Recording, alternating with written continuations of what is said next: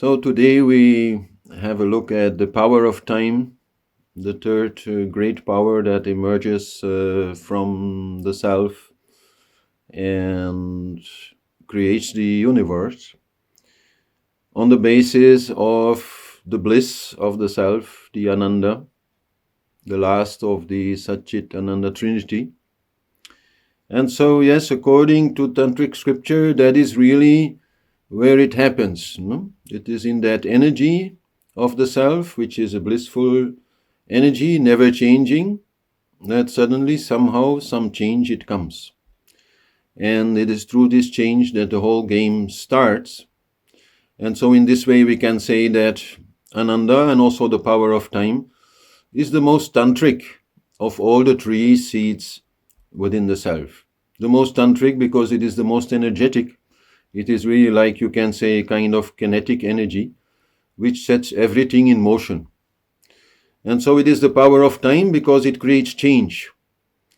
As long as there is no change, then we do not have a perception of time. But if we can see, okay, before it was light, now it is dark, then we feel, okay, time has passed.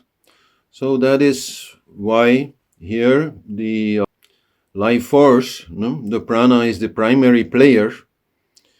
But we should see this prana or the life force not just as the life force that we and, let's say, other animals and plants are using to live.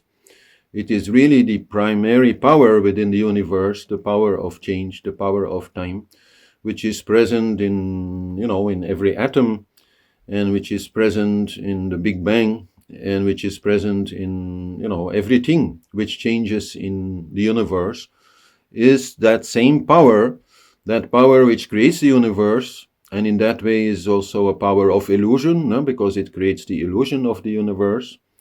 And it is also the power of the lila, the eternal divine play, that is, essentially also then a power which is a power of feeling, and that feeling nature of prana is something we have to always look for. We have before looked, for example, at the 5 elements. Okay, they also have an impact on our feelings. And we have looked at sound and thought and all these things, and they also impact our feelings. But nothing impacts our feeling more than the prana, than the life force. If that is going a little bit in an unhappy state, then yes, we have to work with the life force. And there are many different ways in which to work with it. This life force is really what creates change, and thus also creates duality. So if you want to live in a non-dual kind of consciousness, this prana, somehow we have to be able to manage it. And since prana is the life force, we can say, okay, managing that prana, leaving duality behind, kind of is like a death. And so to kill the life force is a very basic thing in yoga. And okay, that does not mean that we all want to die. Otherwise we can just commit suicide and reach the objective of yoga. That is not what we are talking about. But we want to stop the change. We want to bring everything to a stop. We want to hold back everything. And this you see in so many yogic practices, like already in asana also. We come to a place where the body stops movement. And when we enter into pranayama, the working with the breath, then also ultimately that means we stop the breath. And if we work with the mind, then we want to stop thinking. So basically the whole process, also as it has been described by Patanjali, is a process of gradually killing everything. That is why the word yama is so much used in many of the words that we find there in Ashtanga Yoga. Like pranayama, but also, for example, samyama is a very important part. The last 3 steps actually in Ashtanga Yoga, they are samyama, which basically means sam means together. We want to kill everything. We want to stop everything. But since, okay, we still want to live, then just stopping everything is not the only answer. It is part of the answer. It is what brings us to the energy of the self. It is what brings us to the non-duality of the self. But definitely if we are living, then also somehow we need to balance these energies. We need to balance these changes. No? And so then yoga does not only mean union, no? Bringing the individual consciousness together with the cosmic consciousness, with the self. It also definitely means balancing. No? Balancing different aspects of ourselves, like we already have seen also with the elements, where there also we need to balance different elements and the different desires that belong to them. But also here, definitely when we talk about prana, we need to balance it. But so a very basic practice anyhow when we talk about prana is related to stopping the breath. No? It is a very famous yogic idea to say stop breath and mind will stop. No? And so this is like an emergency brake. Always this we have at our disposal. Whenever we are too much excited, whenever we are unhappy, then we just hold the breath. And automatically our pranic energy has to calm down. And especially in the brain, it has to calm down because the brain works very directly with the prana that we inhale. And so when we reduce or even totally stop the absorption of prana, then automatically brain has to calm down. So there the stopping of the breath, which is called Kumbhaka, is a major practice and can be also practiced by anybody without much further information. Just breathe in, hold the breath and breathe out. And you might also hold the breath after breathing out, but that should not be done a very long time without proper guidance. And so in this way we usually then, depending a little bit on the tradition, are directed towards this typical 1-4-2 sequence, where the inhale is 1, the holding of the breath is 4, and the exhale is 2. But this is only, like a very basic understanding of it, because a lot of other sequences are there and can be done. What this working with breath, or this slowing down or stopping of breath, does immediately is that it affects not just the brain, but also the pranic body. So there is, of course, a very main way where we can find our prana. It is in this pranic body, which is entirely made out of prana, and where we feel our essential emotions. Now, if we are saying, I am angry, oh, I love this, or something like that, we are describing a feeling that we have primarily in our pranic body. And from the pranic body, okay, it will also affect the physical body, and it will also affect the mental body and even the subconscious mind. But the basic feeling that we have is there in the pranic body. This is a table about the 9 emotional essences or rasas that are coming out of the Vedic tradition. And we can say actually that in many other cultures also, it has been recognized, especially through facial expressions, that some essential emotions exist. I mean, there are literally zillions of different emotions, but still they all have like some essential emotions which are at the basis of it. And so in that way, anger, for example, it is not just anger when we shout or fight, but it is also the feeling of irritation that we can have inside. That is also there. And even stress is a kind of anger, a kind of resistance against pressure that is put upon us. So in that way, okay, this is another story really, about which I have also written a book, and there are many YouTube videos available. So, but this is very important, the 9 rasas, and then their relationship to different forms of prana. So we will encounter them a lot when we go further here in this class on prana, because yes, wherever prana will affect these emotions, that is where we can work with it. We can also understand these rasas as masks that we use in this theater of life, because they are not just feelings, but they are definitely also feelings that are expressed towards others. And apart from what we are, let's say, saying to other people, the emotionality with which we are saying it is, of course, also very important in our expression. So in that way, we can also learn to a little bit, let's say, fake certain emotions as to better communicate with others what we mean. Like, for example, if with some people you say, no, I don't want this, but you say it in a very calm and, like nice way, they might not believe you. They might think you are saying no, but actually you mean yes. Because you're not shouting, you're not angry, you're not upset. So then, let's say also, for example, with kids, maybe sometimes we have to a little bit play these emotions so that we are well understood. And well, we are all kids, so even with adults, sometimes that is needed. So that we can also prevent them actually from developing into a real emotion. Like, better fake some anger before you get angry.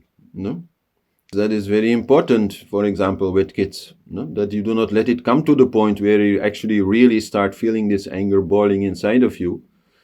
That you a little bit feel it coming and that you immediately express it, putting on a little show maybe, adding a little to it maybe, so that you are well understood and that the anger itself, it actually does not need to develop.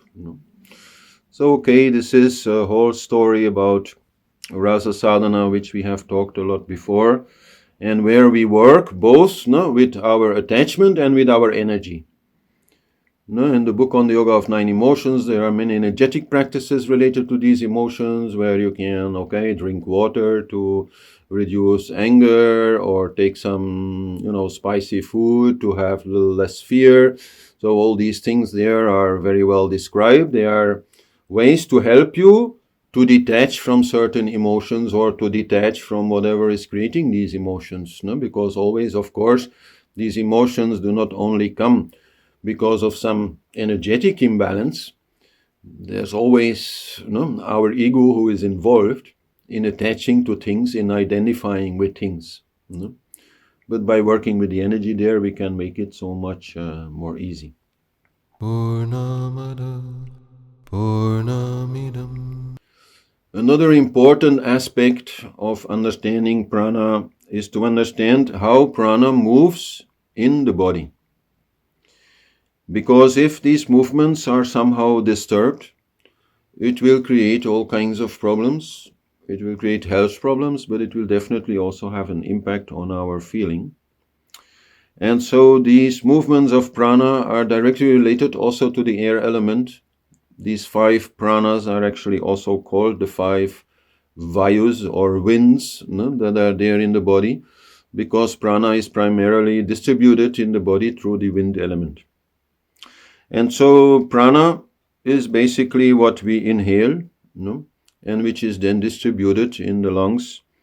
And so part of that also directly brought then to the brain. This is also known in Western science, that there is a big artery coming from the lungs going directly to the brain.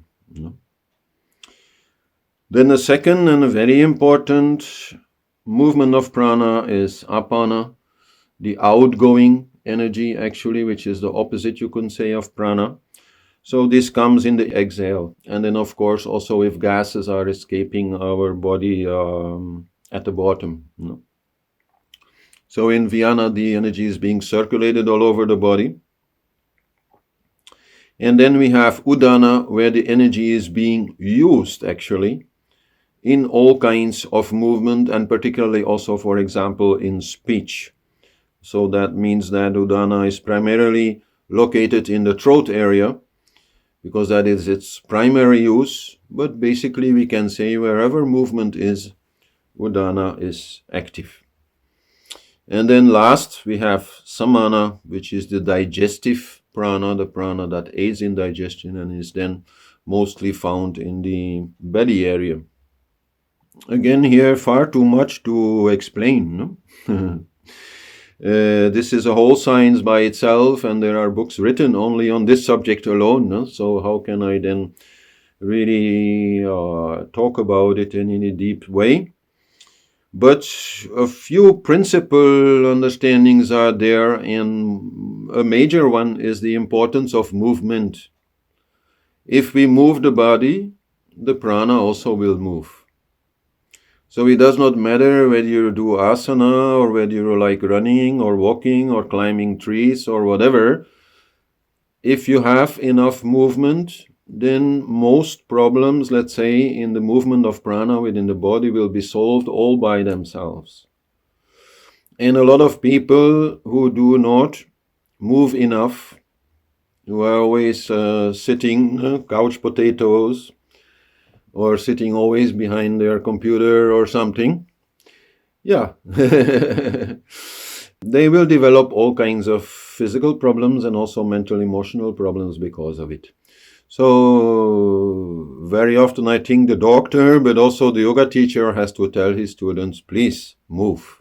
It does not matter so much. Okay, in yoga we prefer asana, but it does not matter. No? If you can at least give your body half hour, 1 hour of movement every day, that'll deal with a lot of things, both physical and mental. Another important thing is then wrong posture. If we are sitting or lying or whatever in wrong posture, frequently, like as a habit you can say, then also this will create a disturbance in the movement of prana.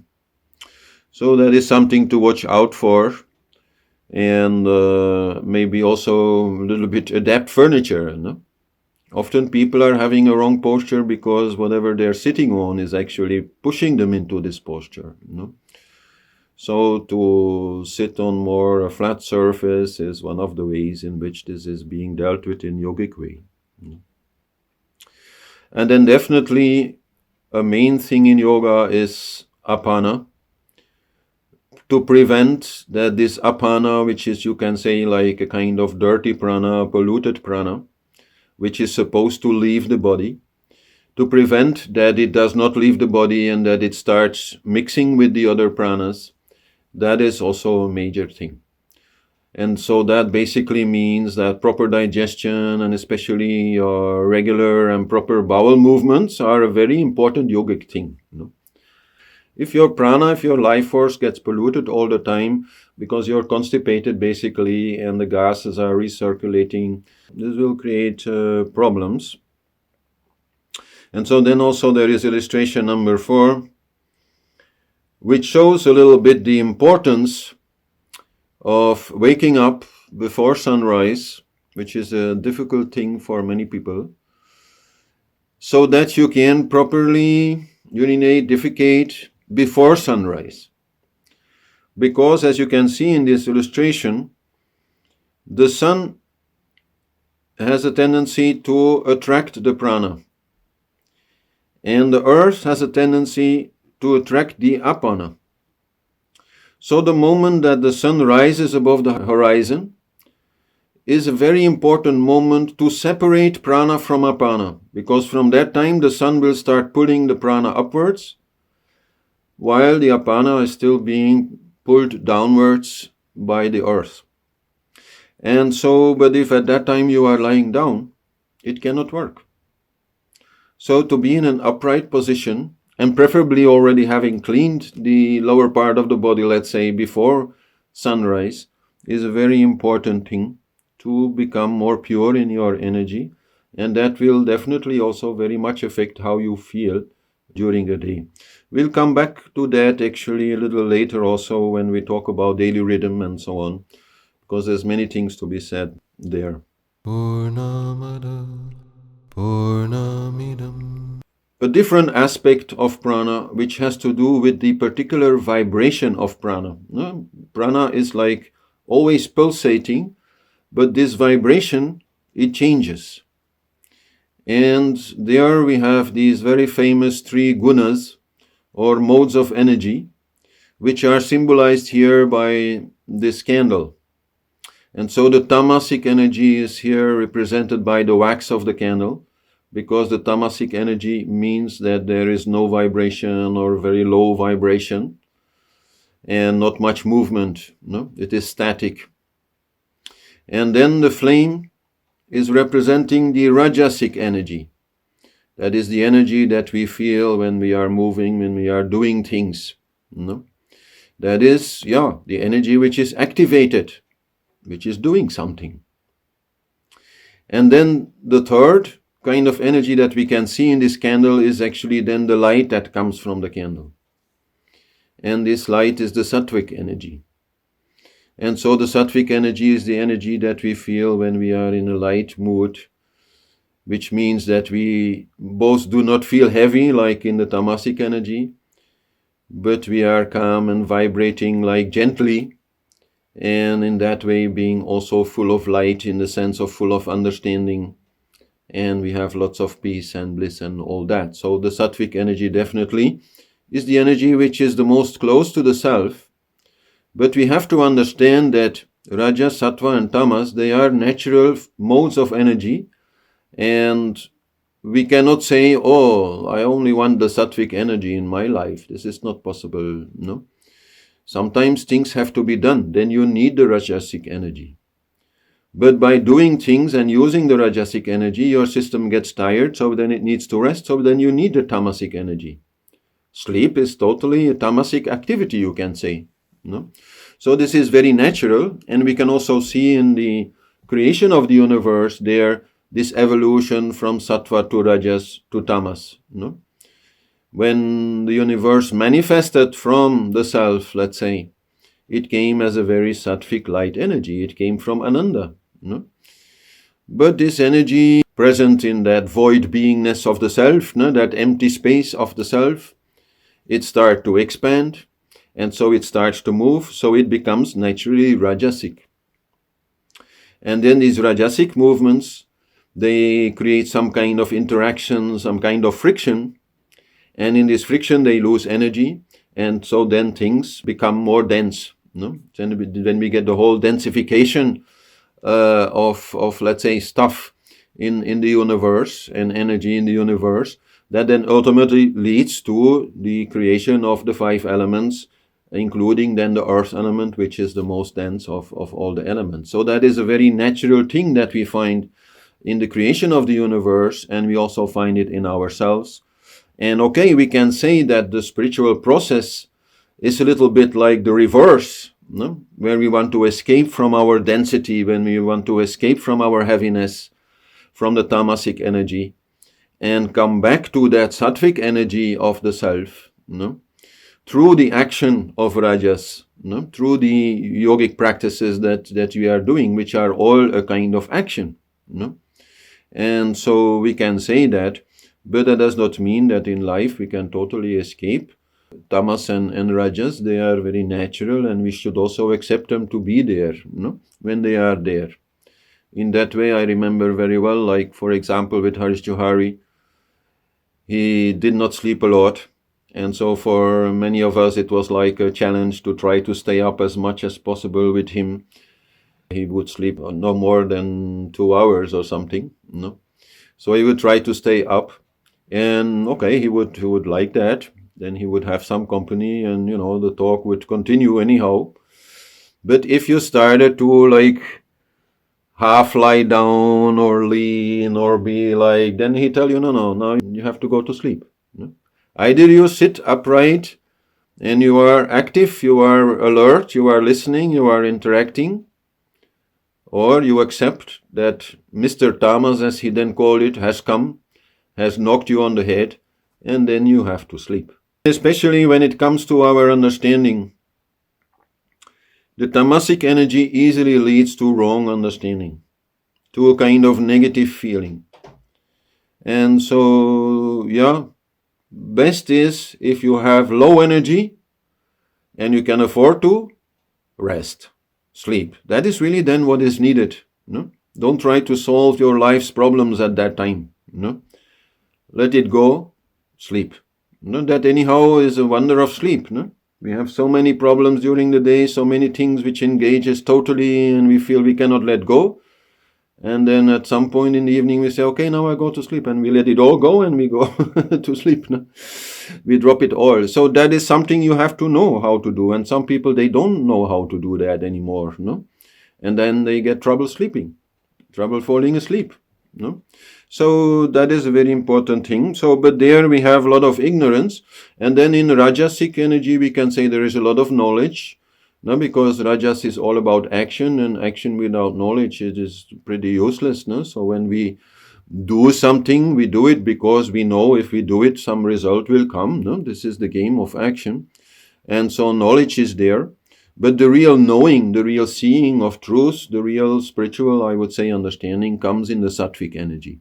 No? So whenever we want to really understand some spiritual thing, maybe write something, create something, paint something, then always first we create this light feeling, this sattvic feeling. We have the relationship between the rasas and these gunas. So the most tamasic rasas or emotional essences are sadness, fear, and disgust. Disgust, which is related to a more depressed feeling, low energy.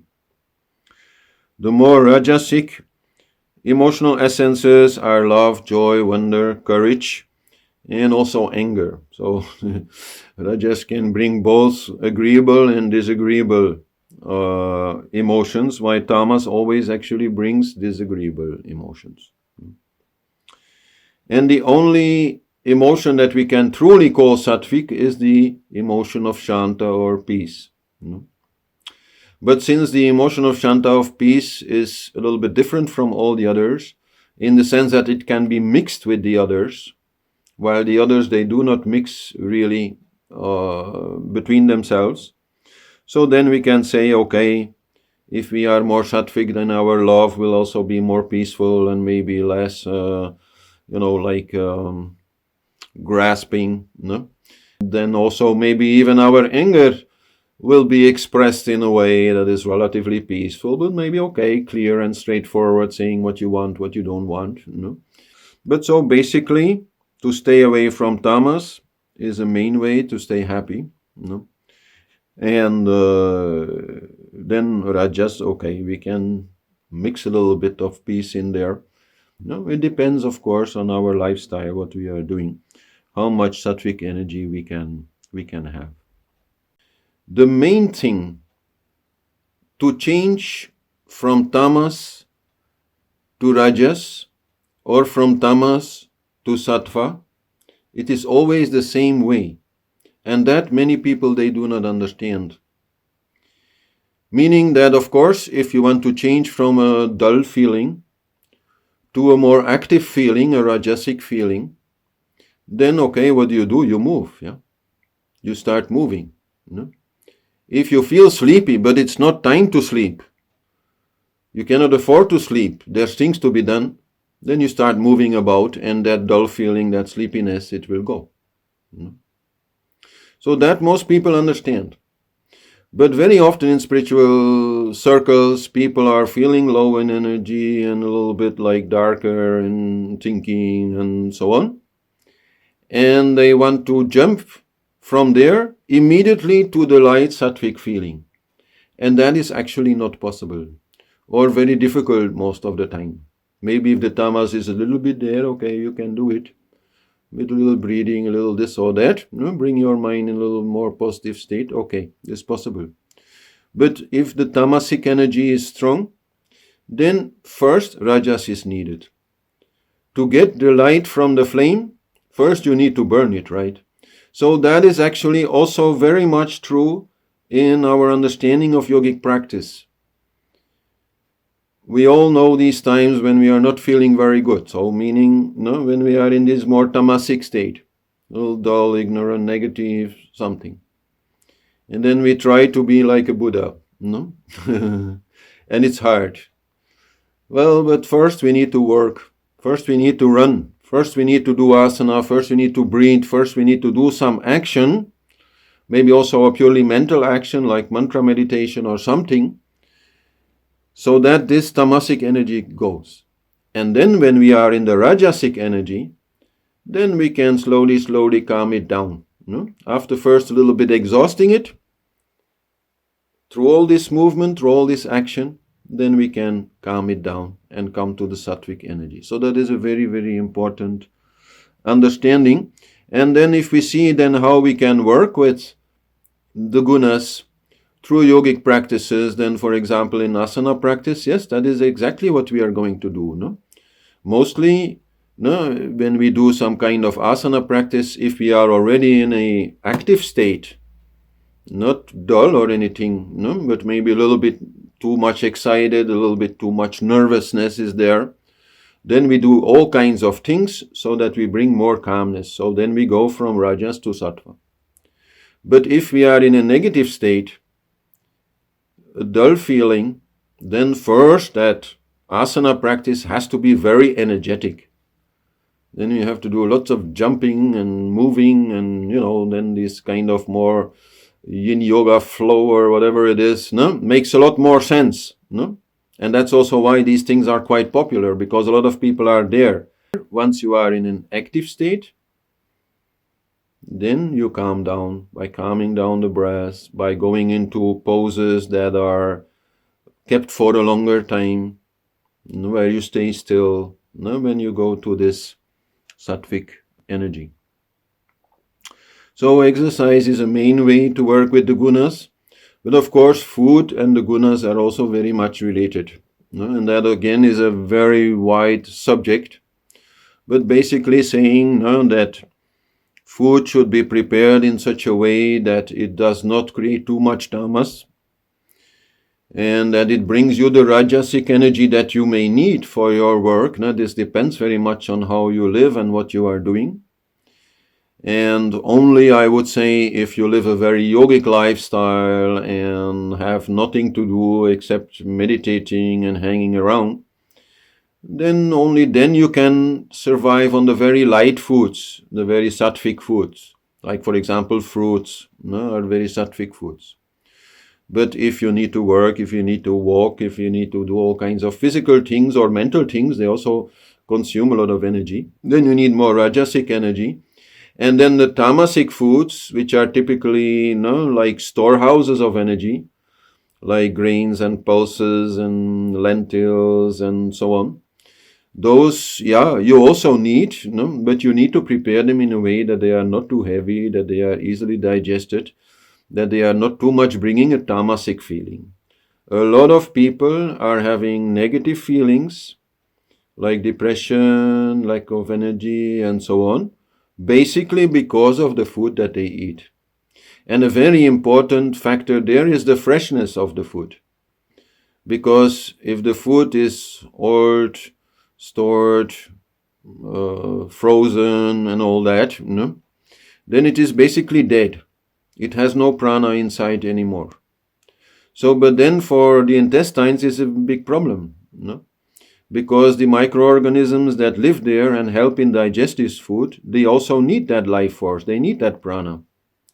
So then if they do not find it in the food, they will find it in your body, so they will drain a lot of your energy and you will feel very dull if you have to digest all of that.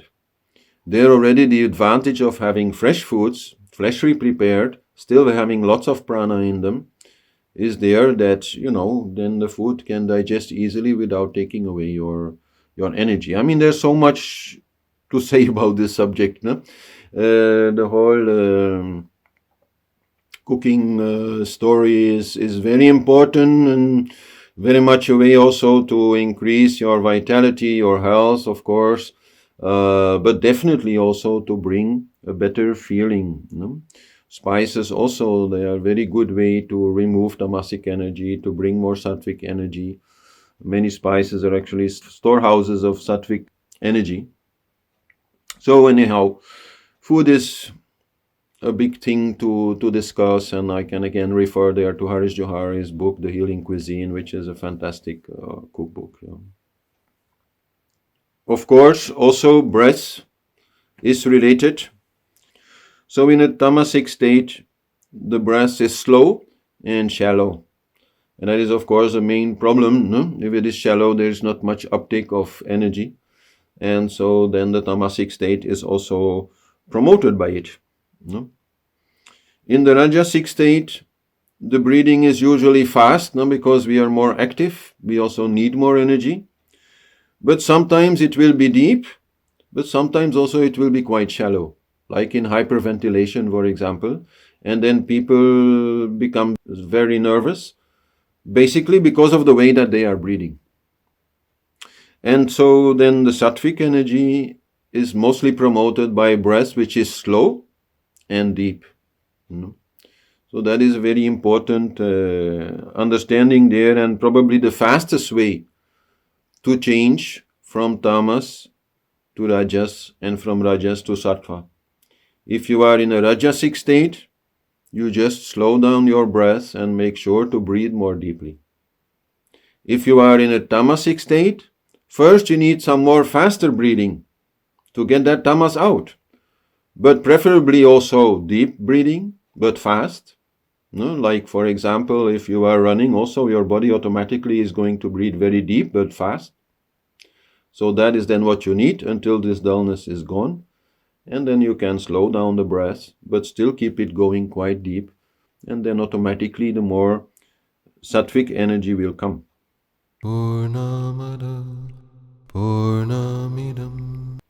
So here we have the subject of the storage of prana.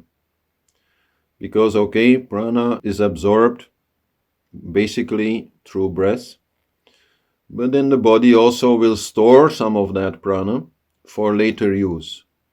And so it will store it in a kind of energy that is called ojas, which you can say is like a kind of liquid energy, but it is still an energy, it is not a liquid. But it is compared often to a liquid. And it is a very important subject for health. A person who lacks ojas automatically has to become ill, let's say, because it is from this ojas that a lot of things are repaired into the body and lubricated, you can say, into the body, that everything can truly function. And when then prana is needed again from this storehouse of ojas, it goes by the intermediate of tejas. Tejas, which is like a fiery energy, which also is very important in our thinking process. You can say it is the fire that illuminates our thinking, illuminates our sight, brings the real seeing. So if Tejas is low, then intuition is very hard to have. But Tejas will be low if Ojas is low. So Ojas is a very important thing, and when we are young, actually it's not a major concern, because in most young people it is dominant very much. But the older we get, the more we have to be careful there. And there again, there are a number of things that are important. And one of the most important things is the exhale. The longer we can do the exhale, the more the prana will be converted to ojas. So this is a technique that I have often used with people who have like chronic fatigue, that they start doing maybe 2 times 10 minutes of deep breathing with some breath retention, but there maybe with less emphasis on the breath retention and the biggest emphasis on a very, very long exhale. And if they can keep that up for some weeks, it needs to be done for some time, then slowly the amount of ojas in the body will increase, and they will be able to get out of this chronic fatigue. Because the problem with people with chronic fatigue is very often that when they have a little bit of energy and they start a little bit doing something again, very easily again their energy totally drops, right? But that is because whatever little bit of ojas their body has generated, they have used it, again it is gone, and so the energy is gone. So then they need to do this practice, this particular pranayama with long exhales for a longer period of time. Try not to do anything which is not needed, I would say. Try not to use the energy immediately when they feel they have it, but be patient and build it up, and only when it feels really strong, and they really do not feel tired anymore, then start having, some more activities and pick up their life again, So of course, food, the relationship to the doshas that we discussed last time is there, because if the doshas are out of balance, then ojas also, it cannot be created. Because ojas requires a normal presence of kapha, of the mucus element in the body. And if so, the mucus element is disturbed, then the ojas building is also disturbed. So that is another important factor there. And the last factor which is important is also the, I would say, moderation in use of sexual energy, because sexual energy also consumes a lot of ojas. So if there's too much consumption of sexual energy, then also easily this can lead to a state of low energy and lack of ojas. And so that then also explains why sexual abstinence is often promoted in relation to deep meditation practices. Because in deep meditation practices, the presence of ojas is also very important. Because in very deep meditation, then breath literally stops. It'll first slow down to a level that you can hardly feel that you are breathing. Many people then, they go like, what's happening? I have to breathe. So, but once you get used to that and you drop more and more into this trance state, then automatically breath will stop. And it can stop for quite a while. But then your body will use the ojas that you have in your body, convert it to Tejas, and from Tejas to Prana, and in that way your whole system can function for a very long time without breathing, provided that this ojas is there. So, moderation in sexual activity is advisable anyhow, generally speaking, like also for health and whatever you want to do in your life. But only then if you want to really go into deep meditation, like maybe you're having a holiday in an ashram somewhere and you want to meditate every day, all day, then better also get out of that game, so that you can preserve ojas and you can keep up your deep meditation a long time, and you are not pulled out of your deep meditation state by lack of ojas, which will happen to many people, if they are not properly taking care, or if they are not very healthy, for example, also, then also lack of ojas will be there. Purnamada Purnamidam. And then we come to a other very important aspect of prana, which is the polarity, and which in a way is the most essential aspect of prana, and is the explanation also why prana makes everything move, and why prana is the one who actually creates the whole game and creates the whole universe. It is this polarity of prana which is its power of change. So before we were talking about the prana can be in a tamasic state, a rajasic state, or a sattvic state. Now we are actually only talking about the rajasic state, the state where the energy changes. And it changes because of the polarity of prana. And so then I refer to image number 10, which gives the basic polarity of prana. So here we see the solar and the lunar energy, which is the basic polarity of prana. And when I say polarity, I really there also refer to polarity as we know it, for example, in electricity. Electricity is also a movement between, like you can say, a positive pole and a negative pole. So in the same way, the life force is moving and creating change because of the interaction between these two poles. And both poles are essential for that movement to happen. So we cannot say that the solar energy, which is on one side, is the cause of all this change, nor can we say it is the lunar energy which is the cause of all this change. No, it is in between both of them that this change happens. This fluctuation, which is very natural, always going, you can say, from solar to lunar, from lunar back to solar. Like we can also see it in many ways in nature, and then especially also like the change from night to day and to night and to day and to night. It goes on and on and on. So in the same way, in ourselves, in our prana, and in the whole universe, there's these kind of fluctuations which are there, and they never seem to stop. They may change over time, but they never seem to stop. So it is the real power of change. And so the solar energy, if we then look how it works in ourselves, is more electrical in nature, while the lunar is more magnetic. It will more bring an acidic body chemistry, while the lunar energy will bring more an alkaline body chemistry. We will feel more hot when we are in a solar mode, let's say, and we will feel more cool when we are in a lunar mode. We will be more active in the solar energy, and we will be more passive in the lunar energy.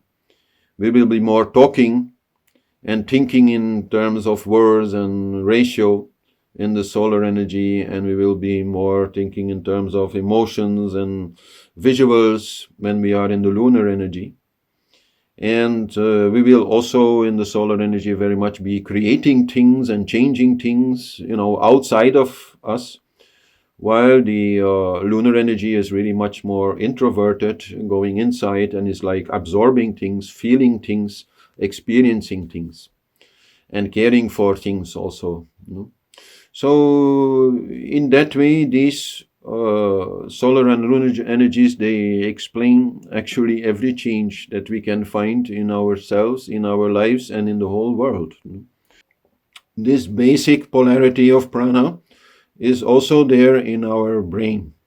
It is there in the left and the right hemispheres, the right hemisphere being more lunar and the left hemisphere being more solar. We should not understand this as a difference between thinking and feeling.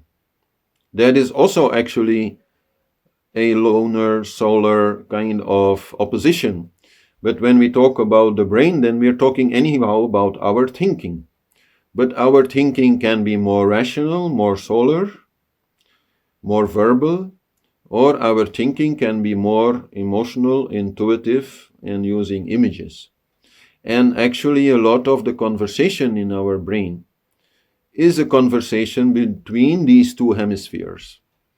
This inner dialogue that we have is always a little bit about, I'm thinking this, like rationally, I'm coming to this conclusion, but at the same time, I'm feeling that, I'm having this kind of intuition about it. And then we don't know very often which side to choose. While the truth is, of course, always in a balance there. Solar and lunar, we have to bring them in a balance. And you can say that in our society today, there is a big imbalance in the sense that the solar energy is far too much dominating and the lunar energy is far too little present. And this is expressed in so many ways, but basically in the way that we try to reason everything out, and often suppress our emotions and do not want to see them. That is the most basic way, I think. We may have to work on that in many different ways, and one of the main ways to do that is in art. If we can work with art, and especially visual arts, then that will stimulate the right side of the brain, the lunar side of the brain. And so even if, like me, you are not really good at that, it's still a very good thing to do, so that you become much more in tune with your intuition and with your capacity, let's say, to see things rather than reason them out, which is a totally different way. And I'm not saying one is good and the other is bad. No, I'm saying there has to be a balance between the both of them. We can also see there how that balance is also expressed as a balance between male and female energy. Because the solar energy, we find it more dominantly in males on average, and the lunar energy, we find it more dominant in females on average. But of course, there are some males who are a lot more female than some females, and there are some females who are a lot more male than some males, so everybody should, be whoever they are and not feel stigmatized in any way by this. But sure, it helps a bit to understand what solar and lunar really means. The activities shown in this picture for the solar side are the typical male activities of building something, doing martial arts, doing asana, creating something, going somewhere, while the more feminine activities, the more lunar activities are more about, for example, meditation is typically a lunar activity. Dancing, making music, creating art, taking care, healing, all these things. And so that's understanding of solar and lunar also in relationship to male and female. And, even in a couple, many discussions actually are about this, The differences that we then find in general terms, you can say, between men and women, they are really differences between solar and lunar energy. And by understanding them in that way, and understanding that solar and lunar energy should just be in a balance, that it's not about who is right or wrong, then we can also much more easily see in a couple that both have, their value, and the fact of putting both together and making a team between the solar and the lunar energy, is much more efficient actually, will work much better. And then, let's say whenever there is a problem, then very often the man in his solar way, he wants to solve it, while very often the woman, she is not really looking, for that problem to be solved, but she wants to feel it, she wants to express what she feels about it, she wants to absorb it, she wants to recycle it, she wants to work with it, and this is often a discussion, but it's not needed, because both things are obviously logical to do. Now, when we have a problem, we see whatever we can do to solve it, but it does not mean that, we have to run away from every one of our problems. A woman first, will let it be, and accept it, and integrate it, and then we can still try to change it. So it's a very interesting subject. And not so long ago, actually, I made also another video about that, male and female energies, so you can have a look if you are interested more to see this aspect of solar or lunar energy. This is an illustration of the very famous Nadi Shodana pranayama practice, the alternate nostril breathing, because there is a very special relationship between our two nostrils and our two brain hemispheres. Now, Western science actually for a long time they overlooked the question, why do we have two nostrils? Like we have two ears because that allows us to pinpoint from where a certain sound is coming. And we have two eyes to see, in depth, But why do we have two nostrils? It doesn't really make sense. We could just have one hole here like we have one hole here, But there is a very particular system there involved with nerves going directly from these nostrils into the brain. Most of the brain is connected to the body via the back, via the spine. But only the eyes and the nose, they have direct links into the brain. And so we can say that if we breathe predominantly on the left side, then that will stimulate the right hemisphere, the lunar hemisphere. If we breathe predominantly on the right side, then that will promote the solar energy and the left hemisphere. And if we do alternate nostril breathing, then we will bring a balance. And this is such an important thing, this balance. It will also naturally come, actually, if we enter in a really deeper meditation state, it will naturally come, this balance. And if we can bring this balance, then they will sort of, neutralize each other. And then the central channel with the neutral energy, it will be activated. This is a very, very important part of practice and also of spiritual growth in general. To just show how important this is, in the yogic tradition and in the Hindu tradition, you see here three goddesses. Ganga, which represents the lunar energy. Yamuna with the red pants, representing the solar energy. That river actually is also, much more red in color. And then Saraswati representing the white neutral energy. And this is such an important picture because it relates to the Kumbh Mela, the biggest gathering of human beings on earth every 12 years in the city of Allahabad. In the city of Allahabad, these two rivers, the Ganga River and the Yamuna River, they come together. And they become one river. And then there is supposed to be like a secret underground third river, the Saraswati River, also joining there. But so the fact that so many people, literally millions and millions of people gather there, is to celebrate the main yogic practice. And the main yogic practice there is seen as the practice of balancing solar and lunar energy, which ultimately also means to balance consciousness and energy. That's a little bit a jump that I'm now making, but you can say that the essence of the solar energy is more directly related to consciousness and in that way to Shiva. No? And the essence of the lunar energy is more related to Shakti or the primordial energy. Purnamada Purnamidam.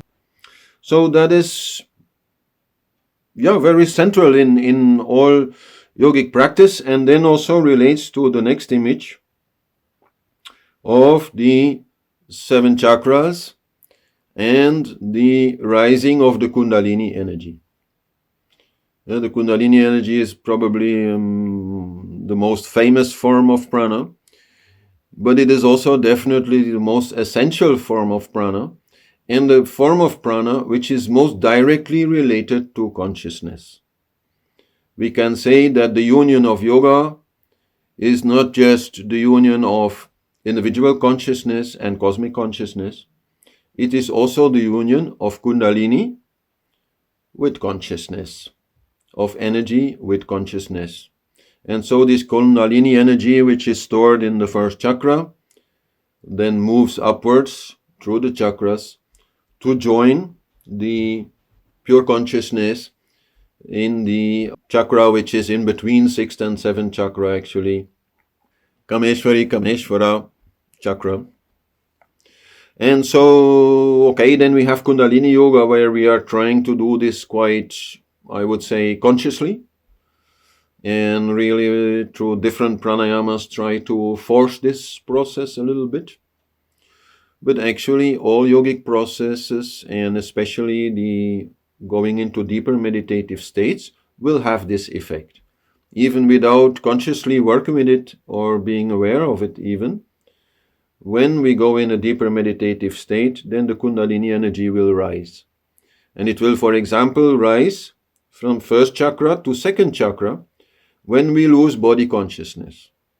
When in deep meditation we forget that we are sitting there, we are no longer somehow connected to the body in our experience, then that means the Kundalini energy already has moved to the water element of the second chakra and moved beyond the physical body which is related to the earth element. And so then if we withdraw further and further to even more subtle bodies and more subtle aspects of ourselves, then automatically the Kundalini energy rises. And while definitely, Kundalini Yoga has this very specific technique being used to do that, it is also quite well known. These techniques can only be done with proper preparation and proper also purity of the body and the energy channels, otherwise it can create some problems also. But also that if forcefully we push the Kundalini upwards, this may create a temporary experience where we are, maybe not yet enlightened, but getting somewhere in that direction. But that then afterwards, when the energy goes back down, we may again lose that experience and lose that awareness. While if the Kundalini moves up by itself, because we are really withdrawing more and more to the center of our being, then that change will be quite permanent. Ultimately, this movement upwards of Kundalini energy is at the same time a matter of spiritual growth, which is essentially a evolution of desire.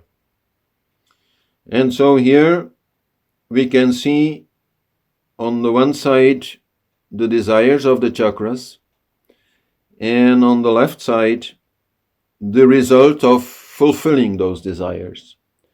And by seeing the relationship between these desires and the resulting feeling, we can understand how that evolution happens. So in the first chakra, we are mostly involved with security, taking care of our body and our money and our house and our job and all these things, which is basically quite a stressful thing because we will never be safe. Whatever we do, always some fear can be there about our health or about our money situation or whatever. No, we can have a very big house, but still lightning can come and strike it down, or no. So in the first chakra, there is always this problem. Whatever we do, it will never be enough. So that creates in us a stress. So, and then naturally this stress, it results in a desire for pleasure. No? After all that hard work, after all that stress, we want to party. We want to forget about it. We want to relax. We want to enjoy life. No? We want to enjoy what we have been working for. So, okay, then we enter the desire of the second chakra for all kinds of pleasures of minds and the senses. And so, yeah, nothing wrong, of course, but it is well known, I think, by everybody that if you are too much into that for some time, it becomes boring, no? Because this is depending on things always being new, no? There are always some new sensation, some new thing to taste, some new place to go. No, that is what we are after, but after a while we've seen everything, we've done everything, and then maybe, for example, at some age, maybe in between 20 and 30, let's say, there's been so much partying that you're like, I'm done with that, and you're looking for something else, no? And so from this boredom then comes the desire to do something real, no? To do something really special, to be seen also by others as somebody really special. And so then we enter the third chakra desire, where we want to achieve something and be somebody, no? So, okay, a lot of work then we can do to do that, climb Mount Everest, become like a boss of a big company, or write a very important book, or whatever, no? Things we can do. But after going into that for a while, we are then, okay, getting, let's say, more popular. But at some point we also understand that there's a big difference between being popular and being loved. No? Because if you're popular, then that does not mean people love you. They look up to you, but they want to be in your place, actually. It creates a lot of jealousy. No? And so then from that experience, let's say, naturally comes the desire for real love, for unconditional love. No? And so with this desire, we start connecting to others, and living this togetherness and enjoying this togetherness, which is a very central thing, of course, very basic thing of life. It's the main spice of life. I always say love, no? Makes everything so much more enjoyable. But like everything, it has a downside, and the downside is, of course, that before we were only involved with our own problems. But once we start connecting to others, then we also feel their problems and feel their pain. And so then we feel compassion for them, and we are, suffering together with them, no? But this then also leads to the next phase, where we start asking questions. Why does this suffering have to be there? Is there no way to escape it? No? How can I help myself and others to, be happy? No? So then we start reading books and listening to lectures and thinking about all these things and trying to use our mind and our understanding, to find a solution for this very basic problem of suffering. And then after a while, we come to the understanding that through our thinking we cannot solve this problem. That which we are seeking, which can actually really remove this suffering, is beyond our thinking and beyond our doing also. No? And so then we understand, okay, there is something to go beyond, and that creates a feeling of wonder in us, like, we cannot grasp it, but we can kind of sense it, what it is, what we need to do. And so then we want to achieve a different kind of beingness. And that is where the desire for enlightenment starts. And where we go on the path of yoga and really try to work with ourselves so that we find in ourselves the source of happiness, which is independent of anything else, which is of course the self. And so then we want to merge with the self, we want to become the self. That is the whole desire for enlightenment, which, as all desires, can also create many problems. Now, if it's a little bit out of balance, we have to be patient there. But slowly, we also there in that process learn that to fulfill this desire is not so much a matter of reaching something, because the self, anyhow, it is there already inside of us. We do not have to go anywhere to find it. It is mostly about losing stuff. It's about all that luggage that is weighing us down. And so then more and more we detach. This is the natural result. And also there we need to be patient, But more and more we detach. And through that process then finally we come to the state between 6th and 7th chakra where we are beyond desire. And the whole desire game stops and we really can merge with cosmic consciousness. So that is the process which is there, and in the next class we will talk about it more at length. What is this journey of the soul through life and then through the process of yoga, and what is all involved there in this journey, including also the other dimensions beyond the physical dimension, and how can we properly manage, let's say, this journey so that it is fruitful.